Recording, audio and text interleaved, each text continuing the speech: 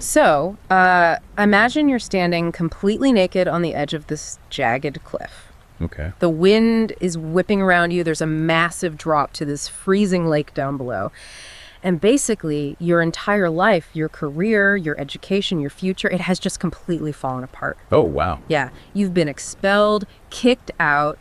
It is the literal definition of ruin. And what do you do? I know what you do. You throw your head back and you just laugh. Yeah. Why? Because you possess this thing, this something that society cannot take away, an absolute unyielding belief in your own vision. So today, we are taking a deep dive into a text that explores what happens when that kind of uncompromising individualism just collides head-on with a society that demands conformity. We're talking about Ayn Rand's The Fountainhead. It is, it's an incredibly striking opening image. Yeah. And it really immediately sets the stage for this profound philosophical exploration. Yeah. But it's completely disguised as a story about buildings and the architects who designed them. Exactly. So welcome, learner, to today's deep dive. We've got a great stack of sources here covering the opening material of The Fountainhead. Specifically, we're looking at the author's introduction to the 1968 edition, the title and contents pages, and the first two chapters of part one. Right. And we are going to look at this, this collision of ideals through the lens of architecture and through the contrasting lives of two very different young men. But before we get into the blueprints, we really need to set a crucial baseline for our discussion today. Yes. Yes, we do. It is vital to state right up front that the source material we are examining contains some highly polarizing, highly ideologically charged concepts. Definitely. I mean, the text features fierce critiques of religion, of altruism, and of collectivism. Right, and we want to be incredibly clear, you listening right now, we are not taking sides here. No, absolutely not. We are not endorsing these philosophies, and we are not condemning them either. We are acting purely as impartial guides, just to analyze the ideas exactly as they're presented by the author in the text. Yeah, our goal is really understanding the mechanics of the arguments she is making, not passing judgment on them. Well said. We're just here to read the structural forces of the text itself. So, okay, let's unpack this. Let's go right back to that cliff. Okay. The man laughing in the face of his own ruin is Howard Roark. Chapter 1 opens with him looking down at the water. And he has just been expelled from the architectural school of the Stanton Institute of Technology. Right. But he's not panicking. He is, completely at peace. Why is that? Well, he's at peace because his internal reality is just so solid that the school's rejection is almost irrelevant to him. Yeah. When Roark looks at the cliff, he doesn't just see a cliff or, nature in some romanticized way. Mm-hmm. He sees granite that's just waiting to be cut and made into walls. Oh, wow. Yeah, he looks at trees and he sees rafters. He thinks of iron ore under the ground, just waiting to be melted into girders. So he's looking at the raw materials. Exactly. He views the raw materials of the earth as waiting to be split, ripped, pounded, and ultimately reborn by his own hands. That's fascinating. So it's less about dominating nature and more about this really profound sense of craftsmanship. Yes. It's sort of like a master chef who looks at raw ingredients and just sees the final dish in their head.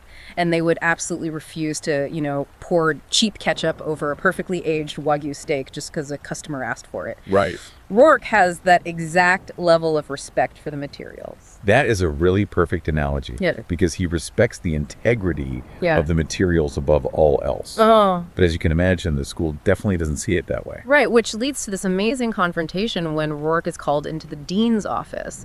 And the dean is sitting there in this very traditional, Gothic, almost chapel-like office. Mm-hmm. And he's offering Roark a compromise. He tells him to, take a year off, quote unquote, grow up, and stop designing what he just dismisses as modernist stunts. Yeah. He wants Roark to design traditional Renaissance villas. But I want to pause here for a second. Yeah. Because I think it's really easy to just write the dean off as a cartoon villain, like he's just the bad guy. What is the actual argument that the dean is making here? It's an important question. It really is, because the dean represents the voice of established societal tradition. And his argument is one that, honestly, many people would find perfectly reasonable. Right. The dean argues that the voice of the past is the voice of the people. To him, proper architecture is this collaborative, anonymous process. Like a group effort. Exactly. You're supposed to subordinate your own ego to the standards of the majority. So the dean genuinely cannot fathom why Roark just refuses to respectfully repeat the great proven styles of the past. Yeah. To the dean, Roark's refusal isn't just bad design, it's antisocial. Antisocial. Wow. And I mean, we've all had that boss, right? Right. The one who tells us in a meeting to do something the really inefficient way just because, well, that's how we've always done it. And Roark is basically that voice in our head that just wants to scream in those meetings. Because Roark mounts this incredibly aggressive defense of modernism. He really is. He points to a picture of the Parthenon on the dean's wall. And he asks what the famous flutings, those vertical grooves on the columns, what they are actually for. And he answers his own question, pointing out their structural history. Yes. He explains that those grooves were originally carved into wood to hide the joints. Right. But the Parthenon isn't made of wood, it's made of marble. Exactly. And the triglyphs up top, those originally represented wooden beams. So Roark argues that the ancient Greeks took marble and just made copies of wooden shacks. It's wild. And then the Renaissance masters made copies in plaster, of copies in marble, of copies in wood. Yeah. And now modern architects are making copies in steel and concrete, of copies in plaster, of copies in marble, of copies in wood. It is this sweeping critique of mimicking form without actually understanding function. It's sort of like forcing a modern smartphone to look and operate exactly like a rotary dial phone. Right. Complete with like a plastic spinning wheel on the touchscreen, just because that's how we've always communicated. Yeah, that makes no sense. It completely ignores what the new technology is actually capable of doing. Exactly. Because Roark operates on this strict, unyielding rule. What can be done with one substance must never be done with another. Okay. No two materials are alike, no two sites are alike, and no two buildings have the same purpose. So he argues that a building must have integrity. It must follow its own truth and serve its own single purpose. Mm-hmm. Just like a living organism doesn't borrow pieces of someone else's body. Right. But then the dean counters that by bringing up the reality of the business. Right. He says, essentially, you have to think of the client. You have to give them what they want. And Roark responds with this just unbelievable line. He says, I don't intend to build in order to have clients. I intend to have clients in order to build. Yeah, that's a mic drop right there. Total mic drop. But let me push back here for a second. Okay. Because isn't architecture inherently a service industry? I mean, if someone is paying you to design their house, isn't Roark just being impossibly arrogant? I see what you mean. How can you be an architect if you refuse to care about the people living inside your building? Well, it sounds arrogant if you view the architect as a servant to the client, which is exactly how the dean views it, Right. as this small part of a great social whole where cooperation is the supreme virtue. But Roark views his own work as an end in itself. Okay. He isn't saying he wants to design a bad house for the client. He is saying he will only design a house that is fundamentally true to its materials and its purpose. I see. So if a client wants a fake Renaissance villa made of modern steel, Roark just won't do it. Because it violates the integrity of the work. Right. He doesn't care to force anyone to agree with his vision, but he also absolutely refuses to be forced into compromising it. Wow. And that quiet, just absolute indifference to the opinions of others, that is what makes the dean realize Roark is genuinely dangerous to the status quo. Precisely. The dean realizes Roark can't be bought, and he can't be shamed. He's just immune to it. Yeah. So if Roark's total independence gets him expelled and basically makes him a pariah, it raises this massive question, what kind of person actually succeeds in this system? Right.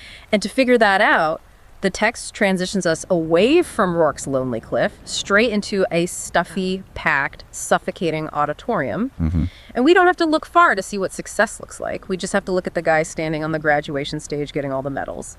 Peter Keating. Yeah. We enter chapter 2, and Peter Keating is established as everything Howard Roark is not. Everything. He's the star student. He's conventionally beautiful with these black ringlets and a classically perfect skull. He's the president of the student body. He's the captain of the track team. A golden boy. Exactly, the most popular man on campus. And he is walking away with the gold medal and the Prix de Paris. And for anyone who doesn't know, the Prix de Paris is this massively prestigious architectural scholarship. Right. It's essentially a golden ticket to the absolute elite tier of the profession. So Keating has, for all intents and purposes, he's won the game. He has. And the commencement speaker giving him this award is a guy named Guy Françon. And Françon is this famous architect just dripping with unearned prestige. Oh, yeah. The text specifically mentions a bank building Frenson designed in New York. It's topped with a glass replica of the Hadrian Mausoleum, lit up by General Electric bulbs. It is exactly the kind of hollow, copy-paste, historically confused architecture that Roark was just railing against in the dean's office. Right. And naturally, Frenson offers Peter Keating a job at his firm. Of course he does. Yeah. But the truly revealing part of this scene, it isn't the award, it's Keating's internal motivation. Because while Roark looks at a stone and thinks about what he can build, Keating looks out at the crowd. Yes. The text gives us this very visceral description of how Keating views other people. It really does. It describes the packed hall of people as a soft, shivering aspic. Yeah, an aspic is basically a wobbly, savory meat jelly. Right. Which is just, it's an incredibly gross, gelatinous image. It is, and Rand uses it intentionally. It shows that Keating views the crowd as something consumable, something without a solid spine or structure, but something he absolutely needs to feed on. Oh, wow. His entire sense of joy and self-worth comes entirely from their external validation. He feeds on their stares, their applause, their expectations. Here's where it gets really interesting, though. Keating has this rival at school, Ted Schlinker. Ah, yes. And Keating has worked himself to the bone, just stressed himself out for years just to beat Schlinker. And when he finally does, how does he act? Right. He throws his arm around Schlinker in the hallway. Mm-hmm. He puts on this masterful performance of false modesty. Yep. He tells Schlinker he feels awful about winning the medal and that Schlinker really deserved it. And it masks a ruthless internal gloating. He loves that he defeated him. Yeah. And it reveals a deeply fragile ego. I mean, Keating needs Schlinker to fail so he can feel successful. Wow. He needs the crowd to applaud so he knows he exists. Think about it. If you put Howard Roark in an empty room, he is still Howard Roark. Right. If you put Peter Keating in an empty room, he ceases to exist because there is no one there to look at him. Which perfectly leads to the hidden tragedy of this chapter. Right in the middle of his ultimate triumph, with the medal in his hand and the job offer secured, Keating feels this sudden, cold, empty hole rolling down into his stomach. Yeah. And we really need to linger on this because it is terrifying. Why does he feel empty at the exact moment he gets everything he supposedly wanted? Because he spent his entire life running a race he didn't even want to enter. He never actually wanted to be an architect. Right. We learned that he originally wanted to be an artist. Yes, it was his mother, Mrs. Keating, who pushed him into architecture. And she is described in this incredibly vivid, just suffocating way. A woman squeezed so tightly into a corset it seems to push the fat to her wrists. A woman who keeps canaries in a suspended cage. The corset and the caged birds, they are very deliberate metaphors for a trapped, artificially constrained life. Definitely. She steered him away from art simply because architecture is a quote-unquote respectable profession where you meet the best people.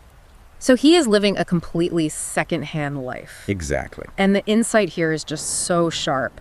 Seeking external validation doesn't just make you a conformist, it literally hollows out your internal identity. It does. Keating is pursuing a career he doesn't want, to impress people he doesn't actually care about, using fake humility to mask his deep insecurity. Yeah. It is the exact mirror opposite of Roark. Roark knows exactly who he is, even if the world hates him. Keating has the world's love, but has no idea who he really is. That is the core tragedy of Peter Keating.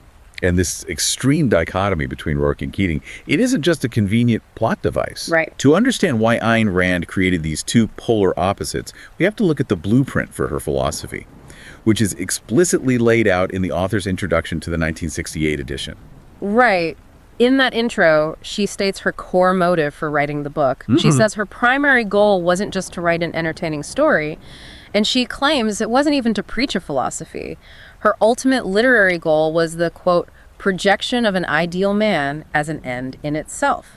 That phrase, an end in itself, that is the master key to unlocking her entire worldview. Okay. She explains that things like philosophy, ethics, and even laissez-faire capitalism, those were merely the necessary conditions she had to define in order to allow a character like Howard Roark to logically exist. Oh, I see. Politics and philosophy were the means, man was the end. But let me stop you there just for a second, because the capitalism connection might not be obvious to everyone listening. Sure. How does laissez-faire capitalism, which is basically a completely free market with zero government interference, how does that connect to Howard Roark designing buildings? Well, Rand argues that laissez-faire capitalism is the only economic system that works for a man like Roark because it's based on voluntary trade. Okay. In a purely free market, people trade value for value. Roark doesn't need to beg a government committee for approval. Right. And he doesn't need to convince society at large that his buildings are good. He just needs to find one single client who values his unique work enough to pay for it. Yeah. A free market allows for that uncompromising independence. A collectivist system would just crush it. That makes a lot of sense within her framework. Yeah. She also uses this introduction to clear up a semantic error she made in the original text, which is pretty fascinating. It is. She mentions that she used the word egotist when she actually meant egoist, and she basically blames a 1933 dictionary for confusing the two. It's an incredibly important distinction for her. An egotist usually implies someone who is vain, boastful, constantly talking about themselves. Right. Ironically, an egotist is someone more like Peter Keating, who relies entirely on the opinions of others for his self-worth. That makes sense. An egoist, in Rand's philosophical framework, is someone who is self-sufficient, driven entirely by their own independent mind and values, like Roark. So if we connect this to the bigger picture, her philosophy gets really intense here. She introduces this concept she calls man worship. Yes. And when someone hears that, they might think she's trying to start a cult or something, but that is not it at all. Not at all. She is attempting to rescue the highest human emotions from the realm of mysticism and religion. Okay. She argues that words like exaltation, worship, and reverence have been monopolized by religion and placed outside this earth, requiring humans to abase themselves. She wants to reclaim those powerful emotions and redirect them toward their proper object, man's highest potential and self-esteem here on earth. She wants people to feel reverence for human achievement. Exactly. And because of this, she fiercely rejects modern collectivism. She argues that fascist or communist ideologies, they just take the religious ethics of self-sacrifice and swap out the word God for society. Right. But why is that so dangerous in her eyes? Because she believes that if society can demand that you sacrifice yourself for the greater good, it inherently treats your life as a tool to be used and discarded. Wow. It strips you of your basic human dignity. To her, demanding that a man immolate himself for society is just a secularized hatred for mankind. So she divides the world into two camps, basically. The man-worshippers, who are dedicated to the exaltation of man's self-esteem and happiness, and the man-haters, who view humans as depraved, helpless creatures and actively fight to keep them that way. Yes. And what's really striking about the introduction is the personal toll this philosophy took on her. Oh, absolutely. The personal fuel behind it is really moving. I mean, she admits she faced massive rejection. Oh, yeah. The Fountainhead was turned down by 12 different publishers who told her it was too intellectual and it just wouldn't sell. 12. Yeah. She talks about one night where she felt such profound indignation at the state of the world that she felt she just couldn't go on writing. And who stepped in to save the book? Her husband, Frank O'Connor. He really did. He talked to her for hours that night, convincing her not to surrender the world to the people she despised. Yeah. She refers to him as her fuel. He provided the living reality of that sense of life she was trying to project in Roark. That's beautiful. She dedicated the book to him, and the 1968 anniversary edition even features a painting by O'Connor on the jacket, a painting of a San Francisco sunrise titled, "Man Also Rises." Man also rises. So what does this all mean? We've gone from a naked guy laughing on a cliff to a hollow valedictorian to a philosophical manifesto about capitalism and man worship. We have covered a lot of ground. We really have. But how does this connect back to the person listening right now, on their commute or making breakfast? It connects because the tension between Howard Roark and Peter Keating is a tension we all face in our own lives, in our own careers, and in our own daily choices. Exactly. Do we do our work for its own inherent truth because we believe in the integrity of what we are building? Yeah. Or do we do it for the applause of the crowd? Are we building to serve the material, to solve the problem the right way? Or are we just trying to beat out our own version of Ted Schlinker so we can get a gold medal we don't even really want? It is a profound question of internal versus external motivation. It really is. And this brings us to one final, just fascinating detail from the source material to mull over as we close. Oh, right. In her introduction, Rand mentions a quote that originally stood at the very front of her manuscript before publication. It was a quote by the philosopher Friedrich Nietzsche. Okay. But she ultimately removed it before the book was published because she fundamentally disagreed with Nietzsche's philosophy of psychological determinism. And psychological determinism is basically the idea that our choices are entirely dictated by our past or our environment rather than our own free will, right? Correct. Rand believed in absolute free will, so she viewed Nietzsche as an irrationalist. She rejected his broader philosophy entirely. But she admits that this specific quote perfectly captured the emotional sense of life she was trying to project with the Fountainhead. Yes. The quote speaks of a fundamental certainty which a noble soul has about itself, a soul that has reverence for itself. Reverence for itself. Rand notes that in youth, almost everyone starts out with this feeling. It's not necessarily a defined worldview, but a foggy expectation of greatness. The sense that one's life is important and that great things lie ahead. But then, she writes, most people run down. Yeah. They vanish into a vast swamp of elders who persistently tell them that maturity consists of abandoning their mind, that security means abandoning their values, and that practicality means losing their self-esteem. It's so true. They are told to compromise, to be like the dean, to be like Peter Keating. It is a sobering observation. She says, only few hold on and move on, knowing that that youthful fire is not something to be betrayed. And that is the challenge this text leaves us with. Think about your own life. Have you held on to that fundamental certainty about yourself? Have you kept that useful fire? Or have you let it be slowly extinguished by the expectations of the crowd? Wow. It takes us right back to that opening image.